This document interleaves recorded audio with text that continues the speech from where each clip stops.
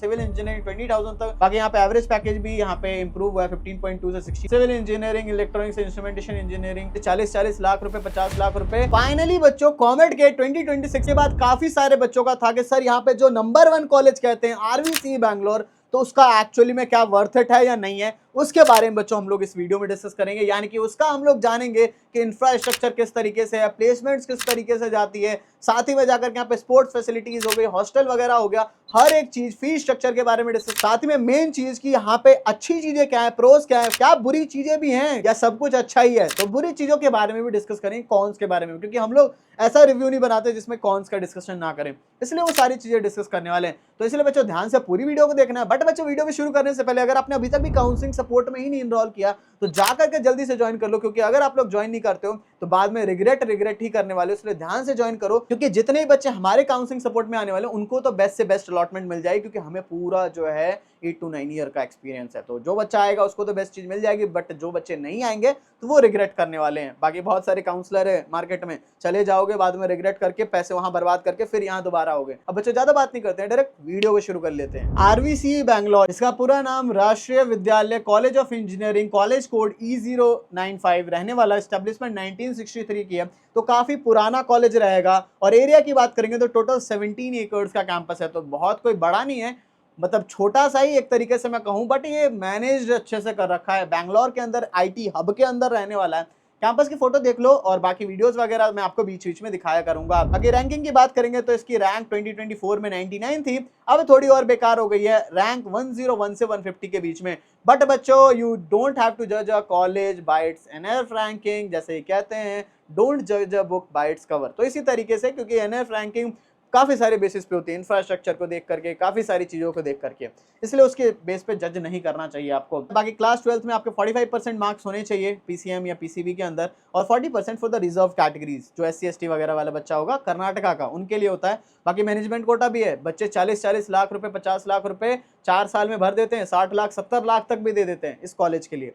तो इतना ज्यादा भी मेरे ख्याल से नहीं देना चाहिए, 50 लाख 60 लाख रुपए। अगर हाँ किसी घर वाले के पास बहुत ज्यादा पैसे हैं तो फिर मैनेजमेंट से लो, वरना मैं वैसे सजेस्ट नहीं करता। नॉर्मल सीट अगर मिल रही है तो फिर लो, वरना फिर सही नहीं है। बाकी ब्रांचेस की बात करते हैं तो काफी सारी ब्रांचेस है। CSE हो गया, एरोस्पेस इंजीनियरिंग, CSE AML हो गया, CSE cyber security, data science, biotechnology, chemical engineering, civil engineering, electronics instrumentation engineering, electrical and electronics engineering, electronics and communication engineering, industrial engineering, management of mechanical. तो इन्होंने ISC वाली जो branch है उसको भी हटाया। बाकी फीस की बात करते हैं तो पर ईयर आपकी फीस अराउंड 3 लाख रहती है। शुरू में 20,000 रुपए कॉशन मनी होता है, 2,81,000 के अराउंड इसकी फीस रहती है, वो आपका लगता है। बाकी हॉस्टल का खर्चा भी आप लोग देख सकते हो, टोटल खर्च 1,50,000 होता है। ट्रिपल शेयरिंग वाला, डबल शेयरिंग वाला 1,96,000 होता है। बाकी एग्जिस्टिंग स्टूडेंट हो गए तो आपका थोड़ा कम हो जाता है, 5-6 हज़ार रुपए कम बाकी नेक्स्ट ईयर से। बाकी मेस के चार्जेस भी आपके होते हैं, 29,000 आपका लगता है। 2 इंस्टॉलमेंट में बेसिकली मेस के भी चार्जेस होते हैं, सेकंड इंस्टॉलमेंट 28,000। तो इस तरीके से मेस वगैरह के भी चार्जेस देखने को मिल जाते हैं। तो ये मेस के चार्जेस इंक्लूड करके ही ऊपर।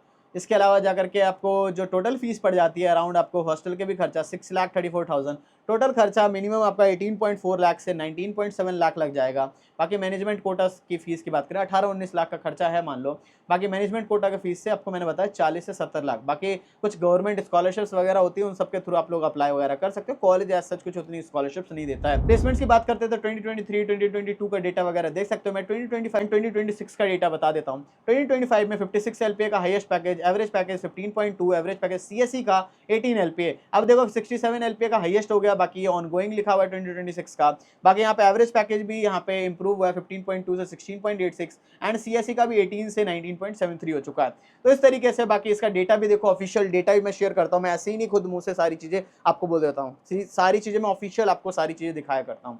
टॉप रिक्रूटर्स यहाँ पे ऑब्वियसली सारी बड़ी कंपनीज आती है, इस वजह से जो लोग हैं 40-50 लाख भी खर्च कर रहे हैं। बट माइक्रोसॉफ्ट हो गया, एडोबी हो गया, अडानी ग्रुप हो गया, काफी सारे जो अच्छी कंपनीज है। भाई कनेक्टिविटी की बात करते हैं तो कैंपागौड़ा इंटरनेशनल एयरपोर्ट है, that is 47 kilometres away from the campus. Kengeri railway station 5 kilometres away from the campus. Bangalore city railway station 11 kilometres की दूरी पे है। ठीक है, बाकी यहाँ पे कट ऑफ की बात करते हैं। राउंड 4 का मैं बिल्कुल लास्ट राउंड को बता रहा हूँ फॉर द जनरल स्टूडेंट्स, मैं ये कर्नाटक वाले बच्चों की बात नहीं कर रहा।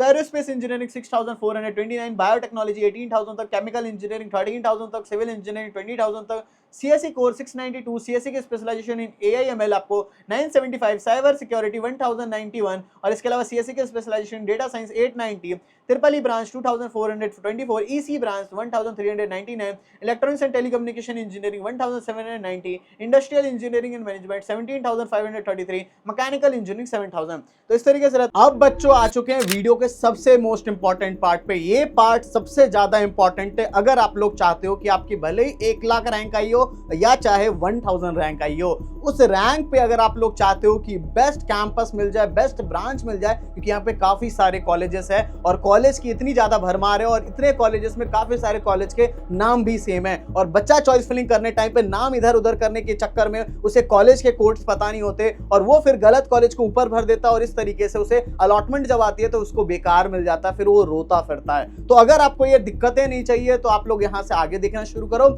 अगर आपको इससे फर्क नहीं पड़ता है तो you can skip this part.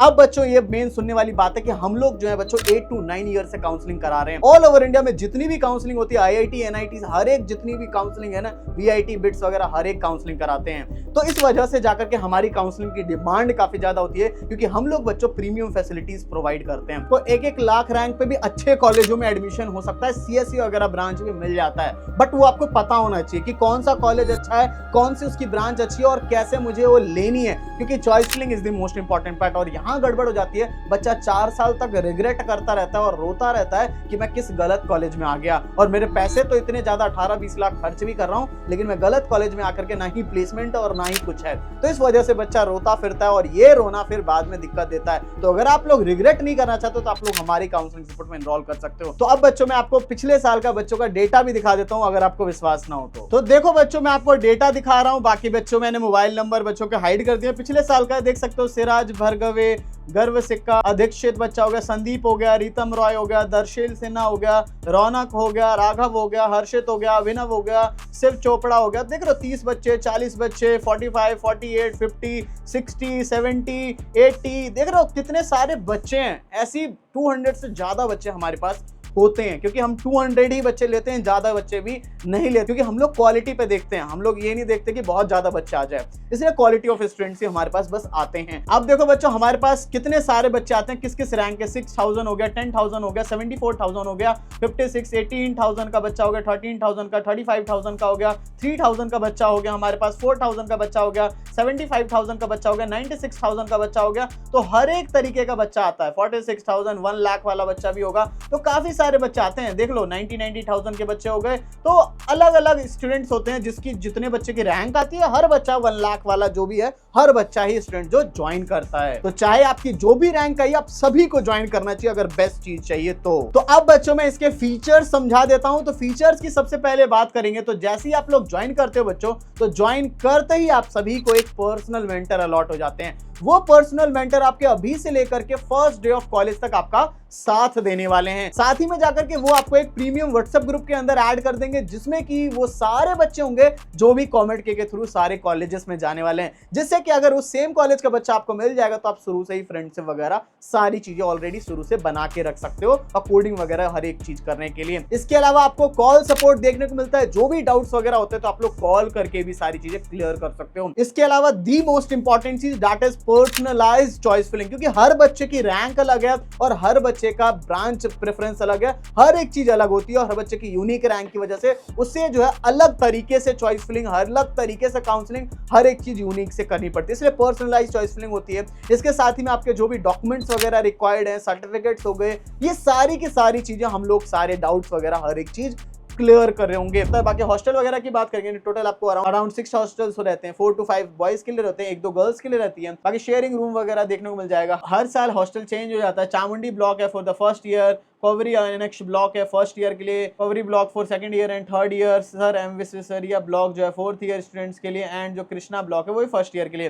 बाकी रूम्स के अंदर आपको fan, tubelight, bed, chair, table, अलमीरा, ये सारी बेसिक फैसिलिटीज देखने को मिल जाएगी। वाईफाई की भी कनेक्टिविटी अच्छी है, बट अगर अच्छी स्पीड नहीं आ रही तो you can connect your LAN ports to your laptop, जिससे अच्छी स्पीड आ जाएगी। Neat and clean common washrooms देखने को मिल जाएगी। वॉशिंग मशीन की भी फैसिलिटीज देखने को मिल जाएगी। बैडमिंटन कोर्ट्स वगैरह हो गया, ठंडा पानी पीने के लिए वाटर कूलर की फैसिलिटी हो गई, लिफ्ट्स वगैरह देखने को मिल जाएगी। कॉमन रूम से अगर आपको कुछ भी एंटरटेनमेंट वाली चीज़ें करनी है, टीवी वगैरह देखना है या टेबल टेनिस वगैरह या कुछ भी टाइम पास करना है तो उसके लिए जा सकते हो, या फिर एग्जाम के टाइम पे ग्रुप बना करके पढ़ना वढ़ना है, वो सब चीज़ें कर सकते हो। हॉस्टल को काफ़ी अच्छे से मैनेज किया। नॉन वेज का मेन्यू भी आपको जो है यहाँ पे नहीं मिलता है, ठीक है, नॉन वेज का बिल्कुल भी नहीं मिलेगा, तो ये आपको बाहर बाहर जा करके खाना होगा। मेस फूड आपका ठीक रहने वाला है, बट देखो जो भी घर का खाने का स्वाद है वो आपको बाहर नहीं आएगा, तो इसलिए आप लोग जो है मतलब बाद में आपको घर की याद आने वाली है, राइट भाई। कैंपस की फोटो वगैरह देख लो यहाँ पे हॉस्टल वगैरह। बाकी स्पोर्ट्स की बात करते हैं तो स्पोर्ट्स में आपको फुटबॉल का ग्राउंड हो गया, क्रिकेट ग्राउंड हो गया, बैडमिंटन कोर्ट हो गया, वॉलीबॉल ग्राउंड हो गया, बास्केटबॉल कोर्ट हो गया, टेनिस कोर्ट हो गया, जिम वगैरह हो गया। इंडोर स्पोर्ट्स में आपका chess, carrom, table tennis, badminton, squash, football, ये सारी चीजें हो गई। बाकी ये फोटोज वगैरह देख लो, if I get the videos then I am also displaying it, ठीक है। बाकी यहाँ देख सकते हो फोटो वगैरह, क्रिकेट हो गया, ये सब जो फुटबॉल वगैरह खेल रहे हैं बच्चे। इंफ्रास्ट्रक्चर की बात करते हैं तो 17 एकड़ का कैंपस है, एस्टेब्लिशमेंट 1963 की है, तो काफी पुराना है आपका। हर डिपार्टमेंट की खुद की बिल्डिंग है, बाकी आपके सारी लैब्स वगैरह है, हर ब्रांच की लैब देखने को मिल जाएगी। कोई भी बच्चा ऐसा है कि सोचेगा कि मैं कोई भी ब्रांच लूं मुझे नहीं मिलेगा, ऐसा कुछ नहीं है, टॉप का कॉलेज है भाई। क्लासरूम्स के अंदर एसी वगैरह देखने को मिल जाएगा, वाईफाई की कनेक्टिविटी है, आपको कंप्यूटर सेंटर वगैरह देखने को मिल जाएगा, बैंक एटीएम की फैसिलिटीज वगैरह भी हैं, अगर भगवान ना करे कभी चोट वगैरह लग जाए तो मेडिकल सेंटर की भी फैसिलिटीज हैं। बाकी सेंट्रल लाइब्रेरी देखने को मिल जाएगी जहाँ पे आपकी अकेडमिक्स और नॉन अकेडमिक्स दोनों बुक्स हैं, यानी कि अगर अकेडमिक्स में मान लो आपको जो भी सेमेस्टर के लिए पढ़ना है इशू करवा लो, पढ़ करके फिर वापस कर दो, राइट। इसके अलावा जाकर के हर तरीके की बुक्स वगैरह देखने को मिल जाएगी कैंपस के अंदर, हर तरीके के शॉप्स वगैरह, आपको कैफेटेरियाज वगैरह देखने को मिल जाएगा। बाकी आपको एसी वाला ऑडिटोरियम भी देखने को मिल जाएगा, 500 के स्टूडेंट से ज्यादा वहाँ पे अकोमोडेट कर सकते हैं, काफी बड़ा ऑडिटोरियम है भाई। कैंपस का इंफ्रास्ट्रक्चर काफी अच्छा रहने वाला है, ग्रीनरी वगैरह भी आपको देखने को मिल जाएगी। बाकी ये फोटोज वगैरह चेकआउट कर सकते हो। बाकी फैशन क्लब की बात करते हैं तो 20 से ज्यादा टेक्निकल फेस्ट यहाँ पे, कल्चरल क्लब्स देखने को मिल जाएंगे।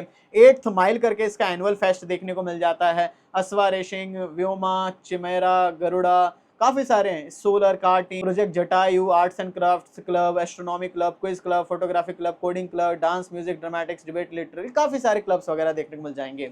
बाकी ये फोटो वगैरह देख लो, बाकी अच्छे से फेस्ट ये लोग करवाते हैं, आपको मैं होगा तो वीडियोस वगैरह दिखा दूंगा। बाकी अच्छी चीजें एंड बुरी चीजों में तो सबसे पहले अच्छी चीजों की बात कर लेते हैं, तो प्लेसमेंट्स काफी अच्छी हैं। कोलैबोरेशन इसकी है मर्सिडीज एंड इसरो के साथ, ये काफी बड़ी चीज अच्छी देखने को मिलती है। एलुमनाई नेटवर्क है, काफी सारी इंटर्नशिप की अपॉर्चुनिटी देखने को मिलेगी, ग्रीनरी वगैरह है, रैगिंग वगैरह नहीं होती है। One of the top most college आपका रहने वाला कॉमेड के अंदर। आरओआई काफी बढ़िया है, गर्ल्स टू बॉयज रेशियो भी काफी अच्छा देखने को मिल जाएगा। कॉलेज के अंदर सारी फैसिलिटीज हैं, काफी अच्छा फेस्ट होता है, 8th माइल करके करवाते हैं, इसमें कि बड़े बड़े सेलिब्रिटीज को बुलाया जाता है, काफी फेमस है ये बैंगलोर के अंदर। बहुत सारे अलग कॉलेजों के स्टूडेंट्स भी यहाँ आते हैं। बाकी ऑब्वियसली लोकेशन काफी अच्छी है क्योंकि आईटी हब है, आईटी हब की वजह से प्लेसमेंट्स काफी तगड़ी हो भी जाती हैं। लोकेशन का मेन एडवांटेज यही है कि आईटी हब की वजह से, ठीक है। बाकी यहाँ पे बुरी चीजों में थोड़ा सा कर्फ्यू की टाइमिंग है, अटेंडेंस आपको 75% रखना पड़ता है, दैट इज स्ट्रिक्ट, ये नहीं रखोगे तो दिक्कत वाली बात होगी। कैंपस का साइज थोड़ा सा स्मॉल है, ओनली 16 to 17 एकर्स का ही है, थोड़ा छोटा है, हो सकता था 50-60 एकर्स का हो जाए तो अच्छा रहता। बाकी मैनेजमेंट कोटा में आरओआई आपको अच्छा देखने को मिलेगा क्योंकि 40 लाख खर्च करके 18 लाख 17 लाख की प्लेसमेंट लगेगी तो फिर आपको 2-3 साल तो रिकवर करने में लग जाएगा ना, तो इसलिए आरओआई नॉर्मल जाओगे तो फिर 100% से ज्यादा का ही आरओआई मिलेगा। तो ये चीजें रहती हैं। बाकी मैंने आपको सारी चीजें डिस्कस कर दी। बाकी अगर आपको कुछ भी डाउट वगैरह कमेंट सेक्शन पूछो और ध्यान से जाकर काउंसलिंग सपोर्ट में एनरोल कर लेना, जल्दी से कर लेना। सो बच्चों, thank you for watching this video. जय हिंद, जय भारत।